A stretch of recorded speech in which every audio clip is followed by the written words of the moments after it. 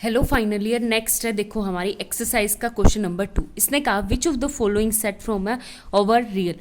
ये क्वेश्चंस आपके MSc entrance में इस टाइप के क्वेश्चंस आते हैं, जैसे ये वाला क्वेश्चन होगा। ठीक है, ये स्पेशली इसीलिए करवाई, जैसे मैंने पिछले एक आपका एक्सरसाइज का क्वेश्चन नंबर 1 हो गया, तो इस टाइप के क्वेश्चन आपको वहाँ पे एक आधा मिनट होता है क्वेश्चन सॉल्व करने के लिए। तो वहाँ पे आपको इतना लंबा चौड़ा क्वेश्चन नहीं देंगे कि आपको आपकी बेसिक नॉलेज चेक करते हैं। तो आपका देखो, सबसे पहले इसने कहा all polynomial over R with constant coefficient 0। तो कांस्टेंट कोफिशिएंट जहाँ पे 0 होगा तो आप बेशक ऐड कर लो उसमें, चाहे मल्टीप्लाई कर लो, फिर भी क्या रहेगा, कांस्टेंट कोफिशिएंट 0 ही रहेगा। ये चेक करना आपका काम है। ठीक है, बिल्कुल सिंपल तरीके से करना है। अब सेकंड वाला कहा इसने all polynomial over R with constant term 1, यानी आपकी कांस्टेंट टर्म क्या होगी 1।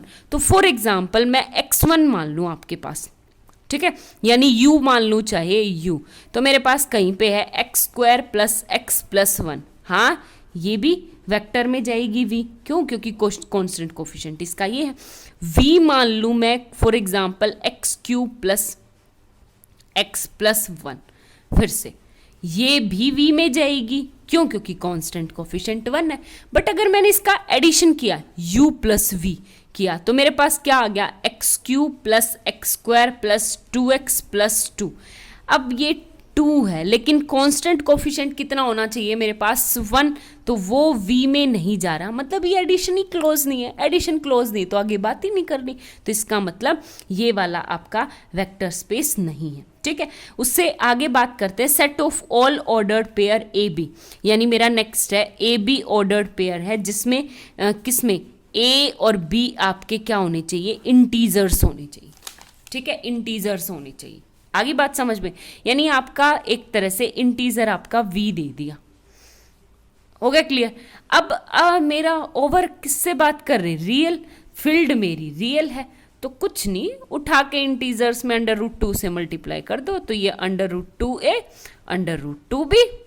लेकिन ये √2a तो इंटीजर्स में जा ही नहीं रहा, ठीक है ना, √2ba इंटीजर्स में जा नहीं रहा, तो यानी स्केलर इनटू u ही आपका क्लोज्ड नहीं है। मल्टीप्लिकेशन क्लोज नहीं है, मल्टीप्लिकेशन क्लोज नहीं तो आगे बात ही नहीं करेंगे। ठीक है, इससे आगे इसने कही all polynomial with positive coefficients, कि सारे पॉलिनोमियल्स के जो कोफिशिएंट्स है वो क्या होने चाहिए, पॉजिटिव होने चाहिए।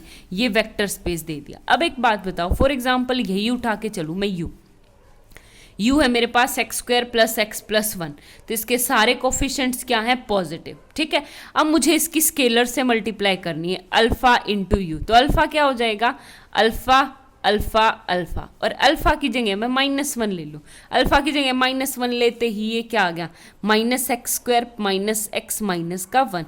तो इसके कोफिशिएंट्स तो क्या है, सारे के सारे नेगेटिव, तो ये वेक्टर में नहीं जाएगा, तो ये मल्टीप्लिकेटिव क्लोज ही नहीं है। ठीक है, ये अब इससे नीचे बात करते हैं। थर्ड क्वेश्चन है हमारा एक्सरसाइज का। इसने कहा r plus be a set of all real number, कि मुझे कौन से लेने हैं, पॉजिटिव रियल नंबर्स लेने। ठीक है, नेगेटिव साइड नहीं लेने।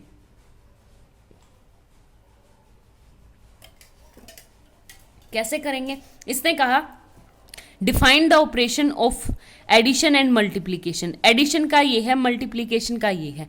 जो हमने पीछे एग्जाम्पल किया था वो मैट्रिक्स का था, यहाँ पे सिंपल हमारे रियल नंबर्स का। ठीक है, तो अब डिफाइन करते हैं। सबसे पहले मैं फर्स्ट लूँ, आपका एक क्लोज है, ये भी आपका रियल, ये भी रियल नंबर, इन दोनों का प्रोडक्ट भी रियल, तो क्लोजर होगा। ये भी रियल, ये भी रियल, ये भी रियल, ये भी रियल, तो ये क्लोज होगा, क्लोज तो है।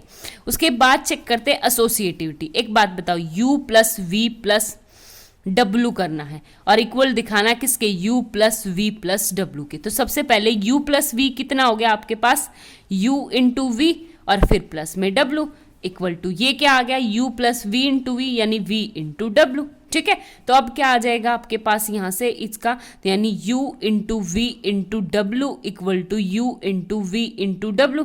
ठीक है, यहाँ पे बराबर नहीं लिख सकते, हम बाद में दिखाएंगे। एक बात बताओ, यू रियल, वी रियल और डब्ल्यू रियल, रियल नंबर का सेट तो आपका कम्यूटेटिव वो एसोसिएटिविटी होता है, तो ये क्या आ जाएगा, यू वी डब्ल्यू इक्वल हो जाएगा यू वी डब्ल्यू के, तो आपकी एसोसिएटिविटी होल्ड होगी। उसके बाद कम्यूटेटिव बिल्कुल आसान है, यू प्लस वी आपको किसके इक्वल दिखाना है, to show v plus u के, तो ये u यानी ये हो गया यू वी इक्वल टू, ये क्या है वी यू, लेकिन u भी आपका रियल नंबर से, v भी आपका रियल से, u v भी क्या है रियल नंबर से, तो आप दोनों की प्रोडक्ट बेशक कम्यूटेटिव होती है रियल नंबर के सेट में, तो ठीक है ये आ गया और कुछ नहीं। इससे आगे नेक्स्ट चेक करेंगे, हमारे पास एडिटिव आइडेंटिटी। एडिटिव आइडेंटिटी का मतलब क्या होता है, आप एक दें, एडिटिव आइडेंटिटी यानी मैं यू में ऐसा क्या ऐड करूं कि वो वापस से क्या आ जाए यू, ठीक है। तो एक बात बताओ, यहाँ पे अगर मैं u में 1 ऐड करूंगी तो u इंटू 1 u ही तो होगा, तो आपकी एडिटिव आइडेंटिटी यहाँ पे क्या आ गई 1। देखो एडिटिव आइडेंटिटी क्या है, सिर्फ 1, ठीक है। आगे बात समझ में ये।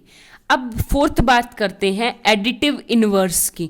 एडिटिव इनवर्स क्या आता है, यानी u प्लस माइनस यू में क्या लूं कि मेरा एडिटिव आइडेंटिटी आए, और एडिटिव आइडेंटिटी का मतलब होता है 1, ठीक है।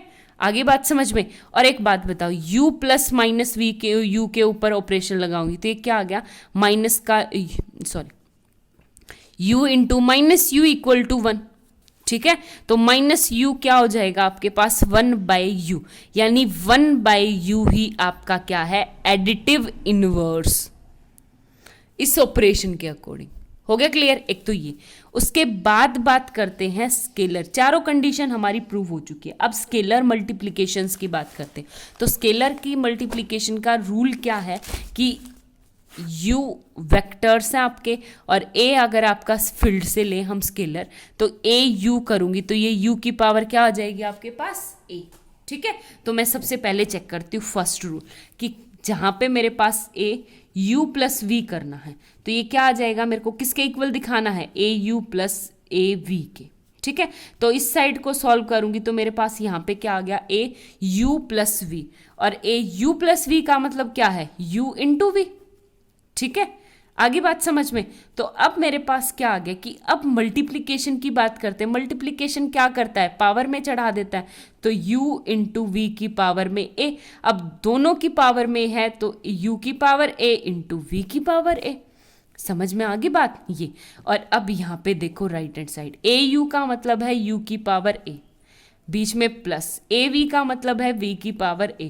अब एडिशन का काम आ जाता है यहाँ पे, तो एडिशन का काम क्या है, इन दोनों को प्रोडक्ट कराना, hence left hand side equal to right hand side, ठीक है। उसके बाद बात करते हैं इसके अगले केस की। अगला केस क्या हो जाएगा, यानी a प्लस बी है कहीं पे मेरे पास, और u मेरे को इक्वल दिखाना है क्या, सेकेंड, यानी a u plus b u, ठीक है।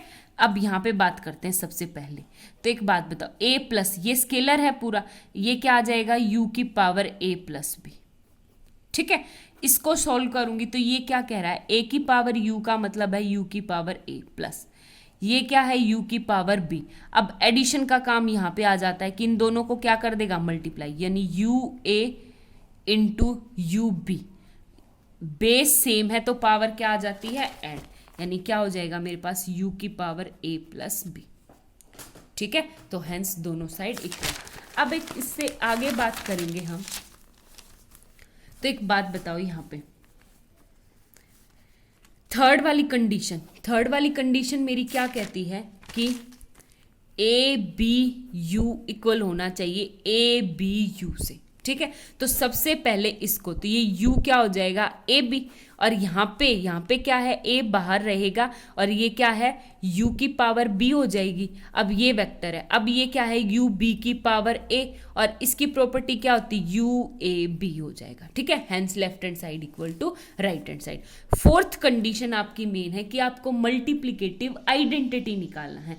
मल्टीप्लिकेटिव आइडेंटिटी का क्या मतलब है वो देखो, मल्टीप्लिकेटिव आइडेंटिटी यानी u into 1 identity equal to वापस से आपके पास क्या आना चाहिए यू।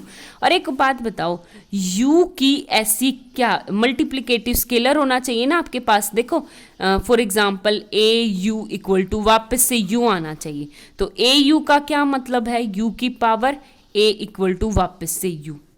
ठीक है आपके, और u क्या आ जाएगा 1, यानी a क्या आ जाएगा आपके पास सिंपल 1। ठीक है, a इक्वल टू 1। हो गया क्लियर, ये था आपके पास।